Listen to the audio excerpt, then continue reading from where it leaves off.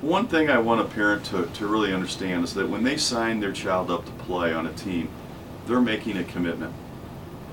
And the kind of commitment that a parent is making really is directly dependent upon the expectations of the coach. Let's take a real simple example. My brother's a great guy, and he's a great dad. And when he signed up my nephew for their very first coach pitch or T-ball experience, I noticed that my nephew was missing some of the games. So on the phone conversation with my brother, I said, "Hey, what's going on? Where's Ryan? Where's Ryan been at?" And he said, "Well, we went to the lake." And my brother, who never played ball, he didn't really understand that when you sign up, you don't get the right to choose how much of a commitment you want to make.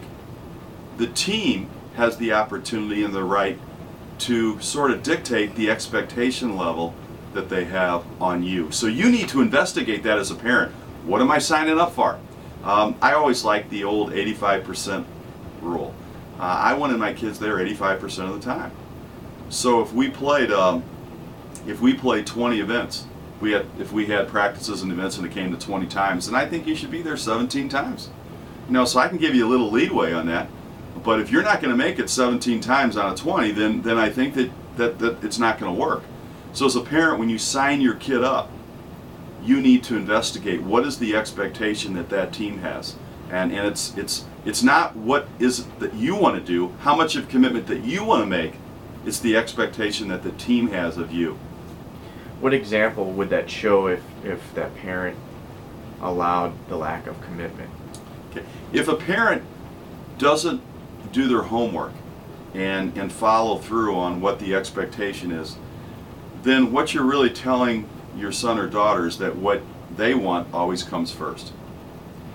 And I think one of the greatest things about sport is that we get to learn that the world doesn't revolve around us, that we're part of something else, something bigger. And that really is sort of a model we use in all phases of life, whether it comes to family structure, whether it comes to relationships, whether it comes to the job, the workplace.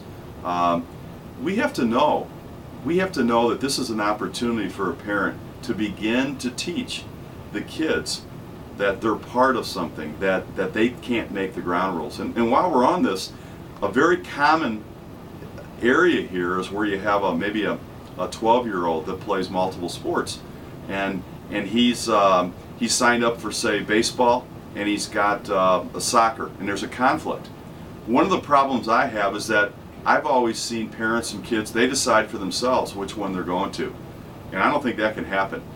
I think when you sign up and you've got two things going on, both the parent, the player, both coaches are part of the process of figuring out where the kid's going to go when there's a conflict.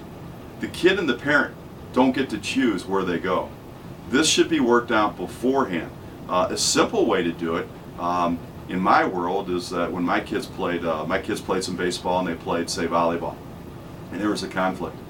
Well, I had always hoped that the sport in season took priority, and that the other sport that they were playing, they had to work around the sport in season. So my kid didn't choose that he was going to go to this or that at a given moment. The priority was established beforehand.